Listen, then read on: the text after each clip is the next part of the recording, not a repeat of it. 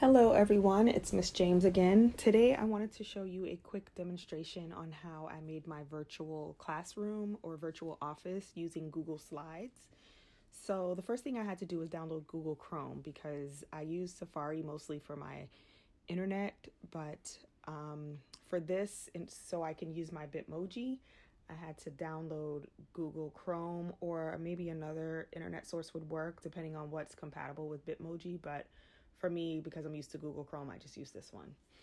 So I go to Google Slides and I go to creating a new presentation. So I'm going to just click open a blank one.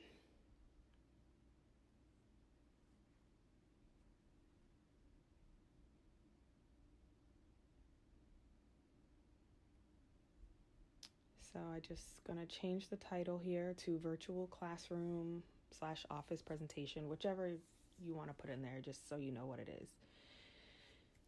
And then we save that. Then we start a new slide with layout.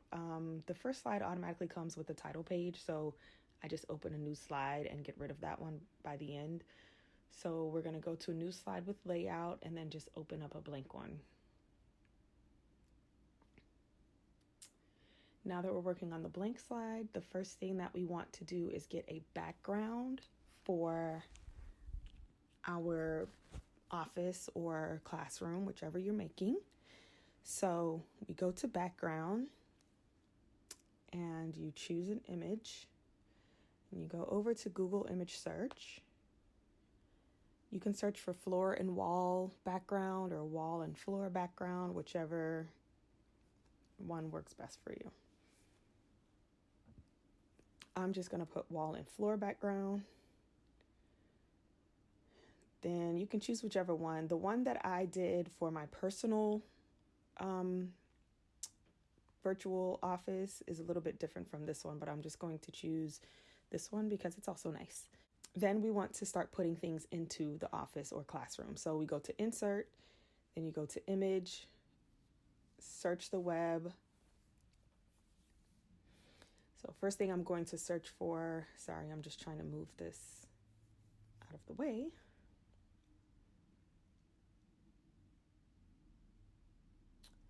First thing that I want to search for is probably going to be my desk. So I'm just going to put desk in. Sometimes when I do the search, I look for one with a transparent background, just so it doesn't show up with the white background on the in the slide. So I do desk transparent, and then we find one. I'm just going to choose this one, which is fine. You can double click it, you can drag it over, whichever you have to do. It always comes in out of size, so you have to resize it. So I try to size it to, like, this is a little small, but try to size it to where the Bitmoji wouldn't look so giant or so small next to it. Then we are going to continue this process to decorate the room. So you can search the web, you can put in whatever it is that you're looking for. I just try to change the first word, so I say laptop. Let's find a laptop that will go onto the desk.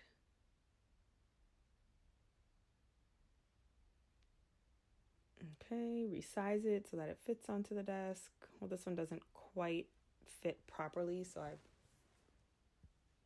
it's not going to fit right. So I think I might have to get a different one.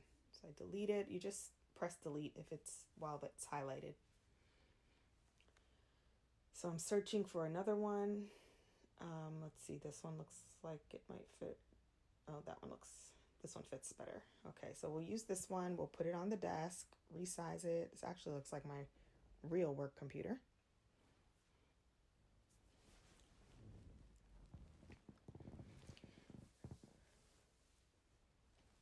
All right, so it looks like it's in place. Then we continue the process. So you can upload from your computer or you can search the web. If you have photos on your computer, that also works. That works more so for the books that I'm going to show you how we put in, or something that doesn't need a transparent background, maybe some posters or some pictures that you want to maybe put on the wall as a poster. that would be something good that you can upload. But everything else, if you need the transparent background so that it fits into the picture correctly, then you probably have to search the web unless you already have those saved onto your computer. So right there, you can see I have a Bitmoji already installed into my Google Chrome. So it's easy for me to access it. But if you don't have it and you want to use them into your presentation, then you go to bitmoji.com, you scroll down to the bottom, and this is the one that I downloaded, but if you have it, you can't really make this on your phone, I don't think, but if you have it installed already, then you should see that Bitmoji in the corner. So then we're just going to go back. I'm going to open up Bitmoji. I'm going to find whoever I want to put into. This is me, although I can never get her to look like me. She looks nothing like me, but we're just going to drag her into the photo. Okay, you can adjust her size to try to fit the desk size. Maybe if you have to flip her because she's facing the wrong way, you don't want her looking at the wall. Go to arrange, rotate, and then for her, we're just going to flip horizontally and she'll face the other way. Just move her where you want, and she's sitting there reading her book with her coffee.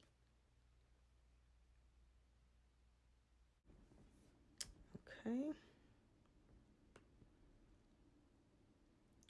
There's other options. You can use whoever. I'm just playing around with them to see who should be in here. You can do the Do You Miss Me one. You can do the one with the hearts, whichever. I think I'm going to use the one with the hearts. And then you can just drag them in. And remember, if you want to delete anybody, you just highlight them and just press delete. So then I'm just going to move her over closer to the desk. And then I want to continue decorating. You can put them in any order. It doesn't really matter. But this is pretty much the process. So now I'm going to look for maybe a poster to put on the wall. And that's cute. Let's see. We'll do One Love. So One Love, we'll just make it a poster on the wall. And then I'm going to look for a bookcase. So a lot of these are transparent. I think the one that I am using for my personal one has the bookcase that's on the wall, but whichever one you want to use. There's not very many choices, so just pick whichever one looks better in your office. Some people also put seats and sofas in and everything else, but so we're going to try to find a chair that will fit appropriately. This one didn't really work, but I'm trying to see if the way this desk is, if it will even fit a chair, or if there's a chair that I can use with it because of the way the desk is angled. So if I turn it this way, I'm looking at the chairs to see if they match. Turning everything around to see if it will look better the other way, but I'm not sure that it will. So this chair, let's see, doesn't seem like it's gonna work. So you just have to kind of play around with it. And then let me see, we need a desk chair. All right, so I'm gonna try this one. It's just not gonna be facing the, okay, this might work. So I'm gonna size it, I'm gonna move it down.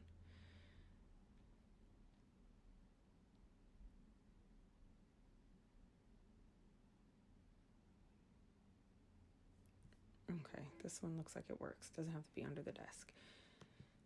So, all right, so the next thing I want to do is now I want to put some books onto my bookshelf.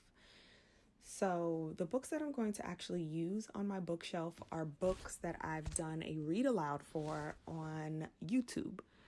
So these books, I have the cover art saved on my computer. So I'm just going to go to Insert, Image, Upload from Computer. Then you find the title of the book, whichever picture it is, Invisible Boy. We're going to just put this one in. You have to size them kind of small, so it's hard to see them sometimes because they have to be so small to fit onto the bookshelf. But if you know the book, you'll know what the cover looks like. And this one, you might not, but that's okay. And when we zoom in, you'll see it's a little bit bigger anyway when we zoom into the picture once we save it as a PDF. I also want to decorate my shelf with my calming jars. I make glitter calming jars, and they're literally sitting on my desk in my office, or not on my desk, but on a table in my office. So this I thought was really cute because I found these cute ones. Those are cute too, but these are the ones that I used in my office on my other virtual office, and I thought they were really cute and bright. So I'm just gonna stick some of these on the bookshelf and just resize them so they fit.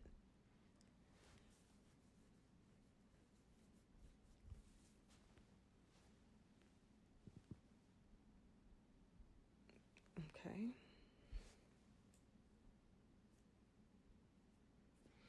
Then we're going to upload some more books.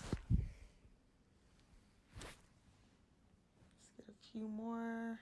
One Wave at a Time is one that I read aloud.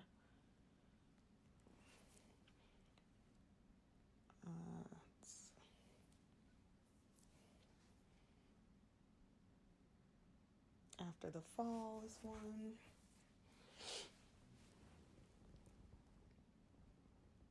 Size it, throw it onto the shelf.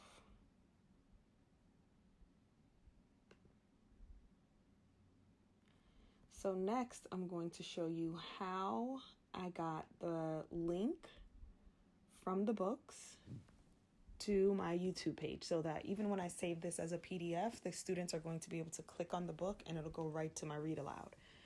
So what you have to do is you have to highlight the book, and then you're going to go to I'm going to my YouTube page first to get the link so I can copy it in there. But all right, so here are all my read aloud. So I pick whichever book I did. So let's say One Wave at a Time. Okay, One Wave at a Time. And then I just copy the link.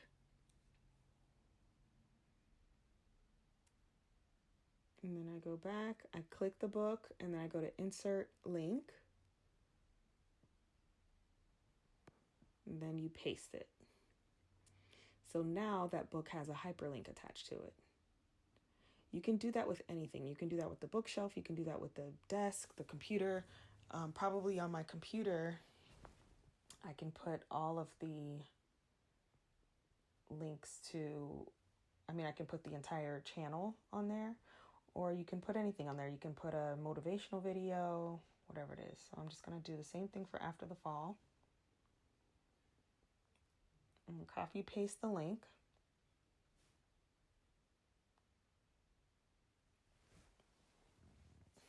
And that's it. If you want to put something behind the One Love poster, you can. Whatever you want to do. So now I'm just going to continue decorating the office with whatever else I can put in here. Let's see if there's something comes up with this, like just something that I can put on here. Some teachers put a whiteboard in the background. You can search Google Images for a whiteboard, and one of them, whichever one you want to use, will come up. You can use that as the whiteboard in the background and put like a nice little message on there, using the text box feature, whatever you want to do for your classroom. So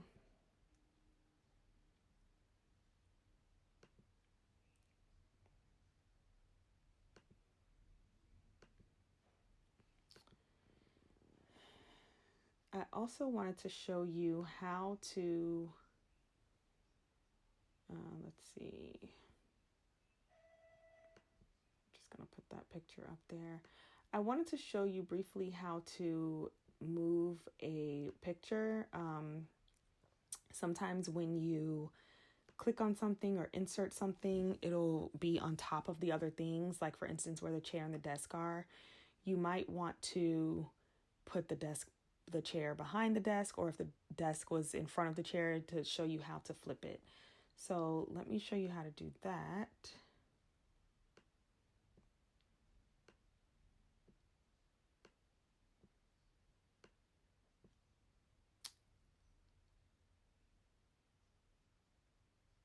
I'm just adding stuff in here.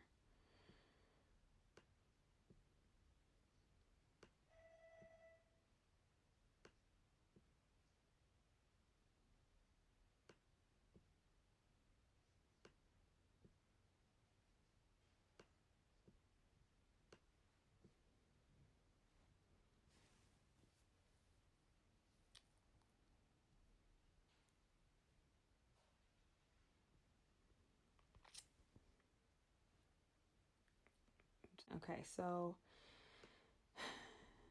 let's see.